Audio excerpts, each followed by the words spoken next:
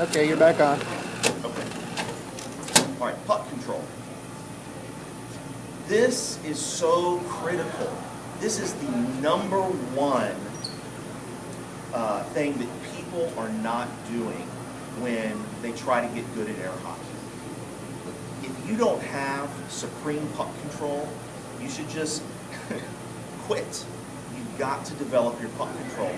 The idea behind puck control is that you need to be able to make the puck do what you want it to do. Otherwise, it doesn't matter how sophisticated your thinking is, how great your strategy is, it's all for naught. You've got to be able to control the puck, all right?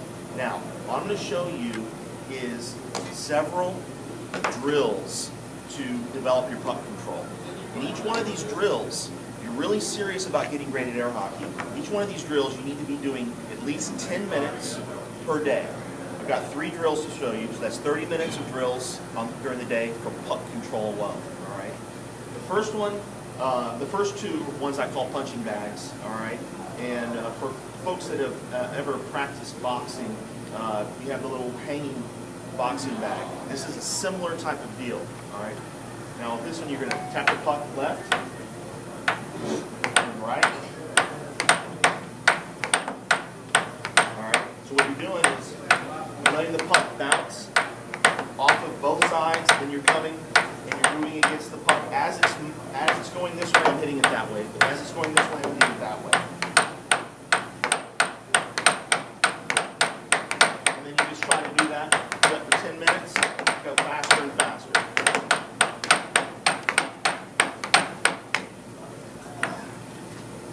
All right, that's the side-by-side. And there's also one for going across the table. This helps you with developing puck control during transitions. All right, what you're going to do is you're just going back and forth like this, but you want to keep the puck on the same side of the table. It requires you to very subtly cut the puck.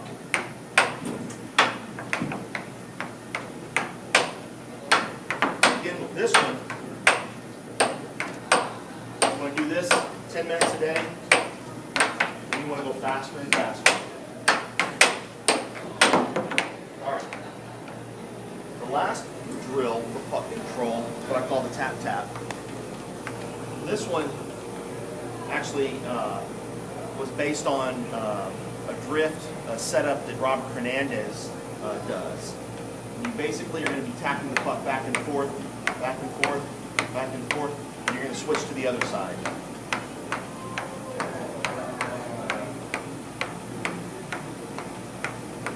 And what you're doing is you're developing both types of motions with your wrist. The backhand as well as forehand. All right. Again, do that for 10 minutes every single day. Now, accuracy. This is part of puck control. If you're not able to shoot an accurate shot, it doesn't matter how great the idea was. You can think, man, this guy is open to cut shots. If you can't hit a cut shot, it's not going to matter. So what you need to do is get your accuracy to about an 80% level at least. And that means that 4 out of every 5 shots you shoot is going to hit your mark. All right. Obviously, you want to get better than that, but it can be very difficult. Now, the way to do this is you're going to do a drill. All right, and I'm going to give you an example for cuts. What you're going to do is you're going to do 25 cut shots from the right side of the table over to the left side where the cut will go. All right, to that side. You're going to do 25 of those, but you're only going to count each one that actually hits your mark. So when you first start this, you might only get 1 out of every 5, 1 out of every 4, could be less, but you're going to count it. So you're going to shoot a cut. If it hits your mark, you're going to count 1. You shoot again. If it doesn't hit your mark, you're going to count that as a shot you've taken, but it doesn't go towards the ones that have scored. And what you're going to do at the end of that drill is after you have 25 that have hit your mark, You're going to notate 25 out of how many shots did you actually take. 25 out of 70, 25 out of 90, 25 out of 40. You're going to write that down, all right? You're going to do this every single day, and you're going to do it from 3 different positions on the table. Right of center, center, left of center, okay? And then you're going to write down the date and your score. You do at least do that 2 sets per spot every day, all right? And what you'll do is, by keeping track of it, you must keep track of it, all right? You've got to write it down. And the reason for that is you won't be able to see improvement unless you do. So make sure to write it down. You'll see the improvement. You'll see it go up a little bit at a time. When Jacob started it, he was getting 25. He was shooting maybe 80 shots and getting 25 cuts in. Now he hovers around 25 out of 40, and that's a huge improvement. Now you're going to do that with your cuts, and you're also going to do it with your banks. Again, with your banks, you're going to do it from right of center, center, left of center. Jacob practices the right wall because he also practices the cut. You can add in crosses and in left wall numbers if you want. But that's the general idea. You've got to work on your puck control every single day. You've got to be an absolute master of puck control. You've got to work on your accuracy every single day. All right, let's see. Okay. Other thing is videotaping yourself. Doesn't seem like very many people do this. And if you want to get better at air hockey, you need to do it. And the reason for that is it's very difficult when you're in the middle of a match to assess what you're doing correctly and what you're doing incorrectly. So what you need to do is get yourself a little video camera or a camera phone and videotape yourself in every single match that you can. And then what you're going to do is you're going to go back and you're going to watch that video and you're going to notate on a piece of paper the things that you did correctly and the things that you did incorrectly. Let's say you played a match and you played horribly, and it's just kind of uncomfortable to watch that. You don't really want to watch yourself get crushed. It's fine. Watch it at least once, see what you did wrong, see what didn't work, all right? And then you don't have to watch it again. But you need to take a look at it at least once so that you can see what went wrong. The matches where you played great, watch them over and over. Notate what went well, what types of things you did that worked. That way, when you're playing that individual again in the future, if you find yourself in a tough spot, you can go back to your notes and you can say, well, oh, that's right. That's what was working when I played him last time. But as far as the videotaping, it's really critical. If you want to get great at air hockey, videotape yourself, watch the videos, make notes, and then also let other players take a look at the videos, especially players that you think are really good. Let them critique what you did on tape so that you can continue to improve.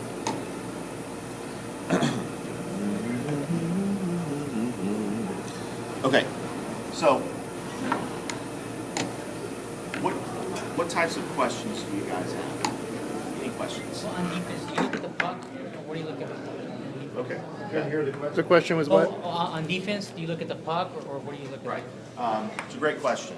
On defense, I am looking at the totality of the table. I'm not focusing too much on any one part, because what I want to happen is I want to just instinctually react to where the puck is and what happens.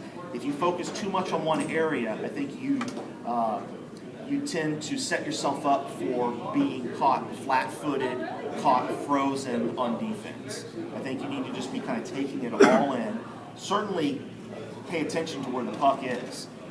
And if the puck is far over on one side of the table, you're going to subtly move your mallet over just a little bit to recenter. That way, you don't get somebody shooting quick and straight in on it. When you say look at it in general, when the opponent is actually approaching the puck, going to strike the puck, do you advocate looking at, say, the red puck, or are you still using more of a broader gestalt look? Right. No, almost always I'm trying to just have the Stalt's overall perspective of what's going on, because there's all sorts of subtle hints to what's going to happen with that puck. The way the person's body is positioned, the way their arm is positioned, the way their wrist is positioned, all those kinds of things give you those subtle clues. It's like when you're getting ready to face off with someone. Okay, Kevin, can you come over here and just act like you're about to face off? Okay. Some more quarters? No, we don't need it. I'm just going to show you. Oh, that's fine. Okay, so go ahead and pull your hand to the side. Okay, if he pulls his hand to that side, I mean, there's absolutely zero chance that he's going to bank it in this way. You know what I'm saying? And you know that intuitively. So you just take that, and I'm already going to be moving over here a little bit because there's no possible way. And so I think that's what I'm talking about, is just those little things that give you the hint of what that person's about to do with the puck. I've heard some say that if you watch the mallet too much, or the opponent's mallet or his hand, they keep them fake you. Right, and I agree with that. I don't think you should be focusing exclusively on their hand and mallet. Absolutely not. But when you play someone over and over, unless they're playing at their absolute best, they're going to have tells. You know what I mean? Yes, sir. Kind of go through the offensive stance. Kind of went through it for a second. Yeah, thank you. Yeah. Back to offensive stance. You want to move your body closer to the table, all right? And you can hunch over, because what you're wanting to do is you're wanting to be able to control this whole side of the table, and you're wanting to be able to move up to the center line as efficiently and quickly as possible during your setup and your release. So I actually do move my body up to the table. I pull my legs up to the table, as opposed to the defensive stance where you're settled in. You're kind of like you're seated, you're positioned, and you're waiting, so to speak, to defend. I don't know if that makes sense. You've been doing that for years too, and so it's a little easier on your back than it is on someone who hasn't done it in that Right. way. I bet it took you a while. I mean, Sure, yeah. And The lower when I've had more weight on me, it's been difficult. I've tried to make that switch sometimes. I go for a couple of games, but you've got to work those back muscles. Sure. Yeah. But I think the one thing that I wanted folks to take away from this this clinic, more than anything, is that if you want to get great at air hockey, you've got to start with the fundamentals. And the fundamentals are not being taught to players. They just aren't. I mean, they are some, but if you walk around a weekly tournament and you see all the active players, you'll see that there's very little fundamentals going on, and it makes it that much more difficult to get to the next level in air hockey, because you're fighting against, what is most efficient.